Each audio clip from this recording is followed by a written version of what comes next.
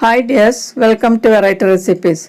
ഇന്ന് ഞാൻ വന്നിരിക്കുന്നത് നല്ല അടിപൊളി ടേസ്റ്റുള്ള ഒരു അവൽ വിളയിച്ചതിൻ്റെ റെസിപ്പി ആയിട്ടാണ്. ഇതൊരു പ്രത്യേക രീതിയിലാണ് തയ്യാറാക്കിയിരിക്കുന്നത്. ഇതിൻ്റെ രുചി കൊണ്ട് എത്ര ഉണ്ടാക്കിയാലും പാത്രം പെട്ടെന്ന് കാലിയായി കിട്ടും. എല്ലാവർക്കും ഇഷ്ടപ്പെടും. അപ്പോൾ ഇതെങ്ങനെയാണ് തയ്യാറാക്കുന്നതെന്ന് നോക്കാം. ഞാനിവിടെ ഒരു പാൻ ചൂടാക്കിയിട്ടുണ്ട്. അതിലേക്ക് 2 കപ്പ് അളവിൽ അവൽ ചേർത്തിട്ടൊന്ന് റോസ്റ്റ് ചെയ്തെടുക്കാം. നല്ലതുപോലെ ഒന്ന് ചൂടാക്കാം. ഒരു 5 മിനിറ്റ് ലോ ഫ്ലെയിമിൽ നമുക്കൊന്ന് ഫ്രൈ ചെയ്തെടുക്കാം. അവൽ വിളയിക്കുന്നതിന് മുമ്പ് നമ്മൾ ഒന്ന് ഇതുപോലെ റോസ്റ്റ് ചെയ്തെടുക്കുന്നത് നല്ലതാണ്. കാരണം ഇതിൽ പൂപ്പലൊക്കെ ഉണ്ടെങ്കിൽ നമ്മൾ അറിയില്ല.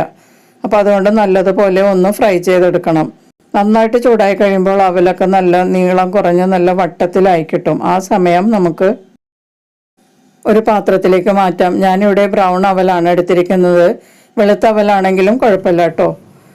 ഇനി നമുക്ക് ഈ പാനിലേക്ക് 1/2 കപ്പ് അളവിൽ പൊട്ടുകടല ചേർത്തൊന്ന് ചൂടാക്കാം. ഇത് ഓൾറെഡി ഫ്രൈ ചെയ്തതാണ്. എന്നാലും നമ്മളിത് ഉപയോഗിക്കുന്നതിന് മുന്നേ ഒന്ന് ചൂടാക്കി എടുക്കുന്നത് നല്ലതാണ്. 1/2 കപ്പ് അളവിൽ തന്നെ നുറുക്കിയ കശുവണ്ടിയും കൂടി ചേർക്കാം. ഇത് പാക്കറ്റിൽ നമുക്ക് സൂപ്പർ മാർക്കറ്റുകളിൽ നിന്ന് വാങ്ങിക്കാൻ കിട്ടും. പാക്കറ്റുകളിൽ ഇത് നുറുക്കിയ കശുവണ്ടി നമുക്ക് വാങ്ങിച്ച് ഇതുപോലെ ചെയ്തെടുക്കാം. കശുവണ്ടിയും പൊട്ടുകടലയും നല്ലതുപോലെ ഒന്ന് ചൂടാവണം. ലോ ഫ്ലെയിമിൽ ഒരു 3-4 മിനിറ്റ് ഇളക്കി കൊടുത്ത് ഫ്രൈ ചെയ്യുമ്പോൾ കറക്റ്റായിട്ട് കിട്ടും. നല്ല ക്രിസ്പി ആയിട്ട് ഇത് ഇരിക്കണം. നമുക്ക് കഴിച്ചു നോക്കിയാലും മനസ്സിലാവും. ഇപ്പോൾ നല്ല ക്രിസ്പി ആയിട്ട് ഇത് ചൂടായിട്ടുണ്ട്. നമുക്കിതൊരു പാത്രത്തിലേക്ക് മാറ്റാം.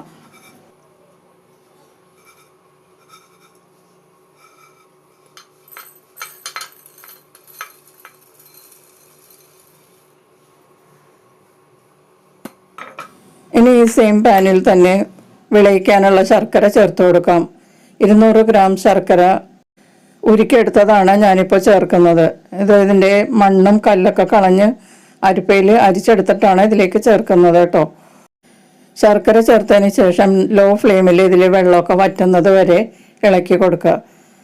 ശർക്കരയിൽ വെള്ളമൊക്കെ വറ്റി കഴിയുമ്പോഴേക്കും ഇതുപോലെ പതഞ്ഞ് പൊങ്ങി വരും. ശർക്കരയിൽ വെള്ളമൊക്കെ ഏകദേശം വറ്റുമ്പോഴാണ് ഇതിങ്ങനെ പതഞ്ഞ് പൊങ്ങി വരുന്നത്. പാനിൻ്റെ പുറത്തേക്ക് ഇത് തിളച്ച് പോവാതിരിക്കാനായിട്ട് നമ്മൾ ഇടയ്ക്കിടയ്ക്ക് ഇളക്കി കൊടുത്തിരിക്കണം. ഇതിലേക്ക് ഫ്ലേവറിനുള്ള ഏലക്കാപ്പൊടി ചേർക്കാം. സാധാരണ ഇത് അവസാനമാണ് ചേർക്കുന്നത്. ഞാനിപ്പോൾ ശർക്കര പാനിയിൽ തന്നെയാണ് ചേർക്കുന്നത്. അപ്പോൾ നമ്മളിതിൽ ചേർക്കുന്ന എല്ലാ ചേരുവകൾക്കും ഏലക്കാപ്പൊടിയുടെ ഫ്ലേവർ ഒരേപോലെ കിട്ടും. അതിന് വേണ്ടിയിട്ടാണ് ഇപ്പോൾ ചേർത്തത്. നിങ്ങൾക്ക് വേണമെങ്കിൽ അവസാനം ചേർത്താലും മതി കേട്ടോ. ഇനി നമുക്കിതിലേക്ക് ചിരകിയ തേങ്ങ ചേർത്ത് കൊടുക്കാം.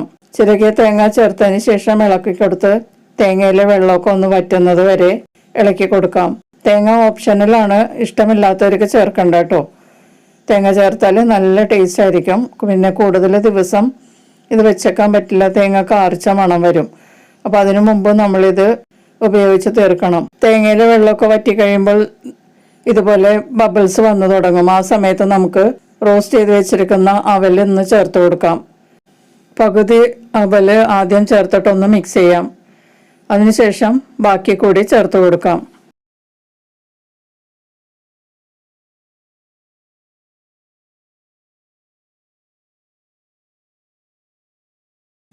ഇനി നല്ലതുപോലെ ഈ ശർക്കരയും തേങ്ങയും വിളയിച്ചതിൽ മിക്സ് ചെയ്യാം. അവലെല്ലാം നല്ലതുപോലെ നനഞ്ഞു കിട്ടുന്നത് വരെ മിക്സ് ചെയ്ത് കൊടുക്കാം. ഇതോടൊപ്പം ഈ ചാനൽ ആദ്യമായി കാണുന്നവരും ഇതുവരെ സബ്സ്ക്രൈബ് ചെയ്യാത്തവരും സബ്സ്ക്രൈബ് ചെയ്തൊന്ന് സപ്പോർട്ട് ചെയ്യുക.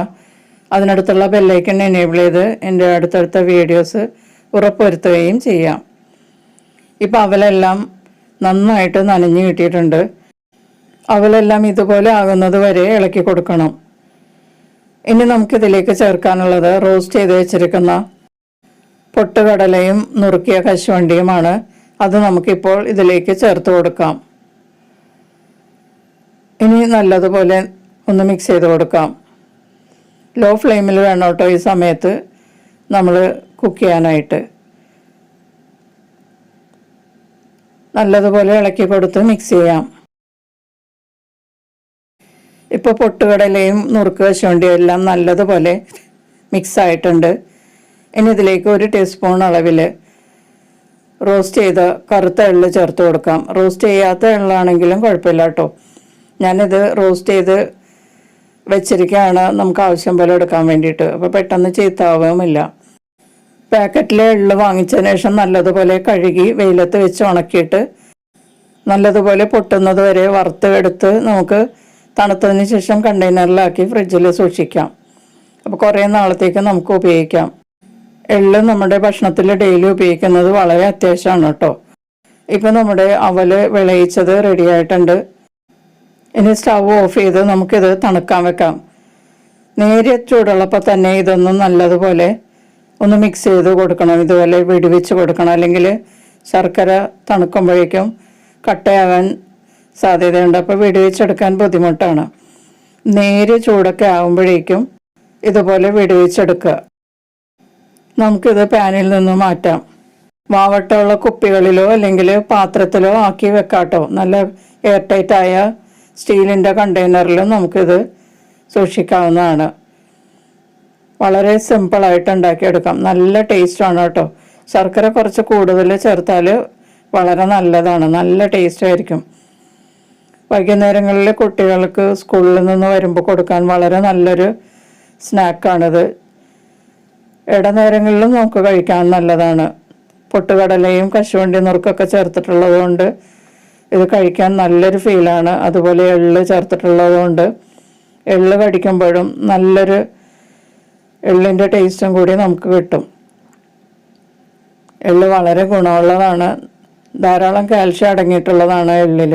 ഇപ്പോൾ ദിവസവും നമ്മളുടെ ഭക്ഷണത്തിൽ എള്ള് ചേർക്കേണ്ടത് ആവശ്യമാണ്. അല്ലെങ്കിൽ വറുത്ത് വെച്ചിട്ട് 1 ടീസ്പൂൺ വീതം രാവിലെ നമുക്ക് വെറുതെ ചവച്ച് കഴിക്കുന്നത് നല്ലതാണ് കേട്ടോ.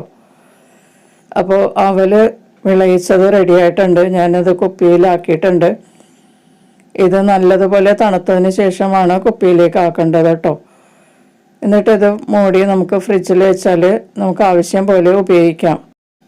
തേങ്ങ ചേർക്കാതെ തയ്യാറാക്കുകയാണെങ്കിൽ 1 മാസം വരെ ഇത് ഫ്രിഡ്ജിൽ ചീത്താവാതെ ഇരിക്കും.